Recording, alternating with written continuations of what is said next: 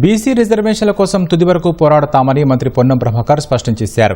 ఢిల్లీలో మీడియాతో మాట్లాడిన ఆయన గాంధేయ పద్ధతిలో పోరాడి అనుకున్నది సాధిస్తామన్నారు.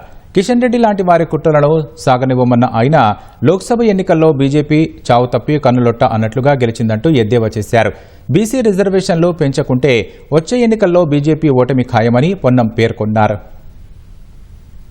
నాకు మద్దతునివ్వాల్సినటువంటి భారతీయ జనతా పార్టీ శాసనసభలో ఈ బిల్లుకు సంబంధించి నేను అడుగుతా ఉన్న సూటిగా honourable union minister mister Kishan Reddy గారు, మీరు తెలంగాణ శాసనసభ బిల్లు జరిగే సందర్భంలో మీరు వ్యతిరేకించి మీ పార్టీ స్టాండ్ చెప్పినట్టయితే ఆనాడు అందుకు సంబంధించిన అంశాలన్నింటినీ పరిశీలన జరిగేది, శాసనసభలో చర్చ జరిగేది. కానీ శాసనసభలో ఏకగ్రీవంగా తీర్మానం చేసి ఆ బిల్లులు చట్టం రూపంలో మారి గవర్నర్ గారి ఆమోదం ఢిల్లీకి వచ్చిన తర్వాత ఇవాళ మీరు ముస్లింల పేరు మీద ఈ కార్యక్రమం అడ్డుకునే ప్రయత్నం చేస్తా ఉన్నారు.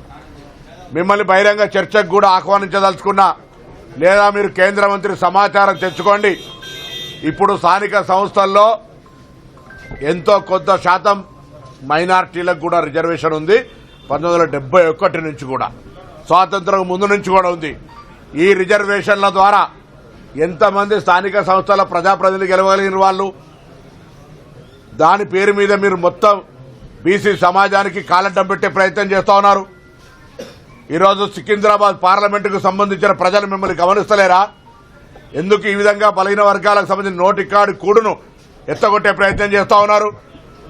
మీరన్న ఈరోజు మార్నింగ్ ప్రెస్ కాన్ఫరెన్స్ లో ఇది మాకు సంబంధం లేదు, రాష్ట్ర ప్రభుత్వం అనడం జరిగింది.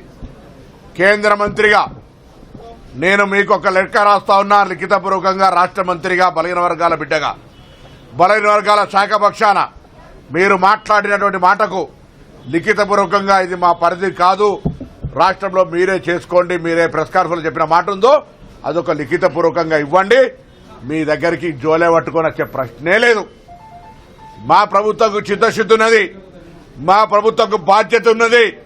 మేము కామారెడ్డి డిక్లరేషన్ మొదలుకుంటే నిన్నటి జంతర్ మంతర్ దాకా ఏ కార్యక్రమమైనా చట్టబద్దంగా, న్యాయబద్దంగా శాసనసభలను గౌరవిస్తూ, అధికార వ్యవస్థ, ఐఏఎస్ వ్యవస్థను గౌరవిస్తూ ఇలా మేము ఈ కార్యక్రమం తీసుకున్నాం.